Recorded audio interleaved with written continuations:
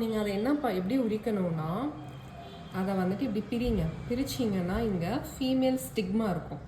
இதை எடுத்துட்டு ஒரு இன்னர் லேயர் மாதிரி இருக்கும், இது எடுத்துருங்க. இது ஏன் எடுக்கிறோன்னா இது வந்துட்டு குக் ஆகாது. ஸோ அதனால் எண்ணெய் காஞ்சதும் கடுகு, சீரகம், உளுத்தம்பருப்பு போட்டு நல்லா பொரிய விடுங்க. சின்ன வெங்காயத்தை போட்டுடலாம். அப்புறம் கருவேப்பிலை,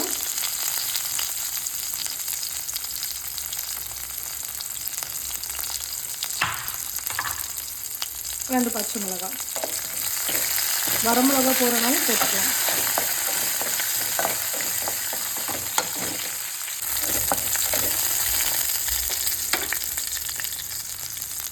கொஞ்சம் தெறிக்கும், தூரமாக இருந்தே போட்டுக்கோங்க பிகினர்.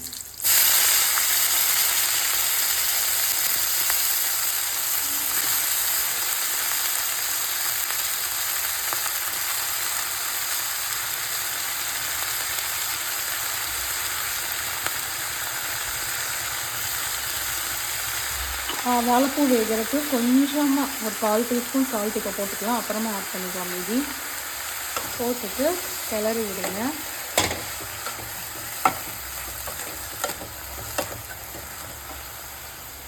அடுத்து ஒரு 1/4 டம்ளர் தண்ணி ஊற்றிட்டு மூடி போட்டு ஒரு 10 நிமிஷம் வேக விடலாம். ஓகே, வாழைப்பூ பார்த்திங்கன்னா நல்லா வெந்துடுச்சு. இப்போ என்ன பண்ணணும்னா ஒரு 1/4 ஸ்பூன் மஞ்சள் தூள், ஒரு டீஸ்பூன் மிளகாய் தூள், இன்னும் உப்பு பத்தலை, கலக்கி விட்டுட்டு பார்ப்போம். நீங்கள் டேஸ்ட் பண்ணிவிட்டு உப்பு பத்தலைன்னா போட்டுக்கலாம்.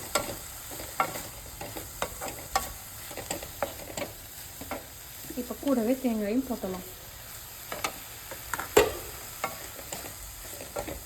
தேங்காய் போட்டோன்னா ஆஃப் பண்ணாதீங்க, ஒரு 2 நிமிஷம் ஓட்டி விடுங்க. அவ்வளோதாங்க, நம்ம சுவையான வாழைப்பூ பொரியல் ரெடி.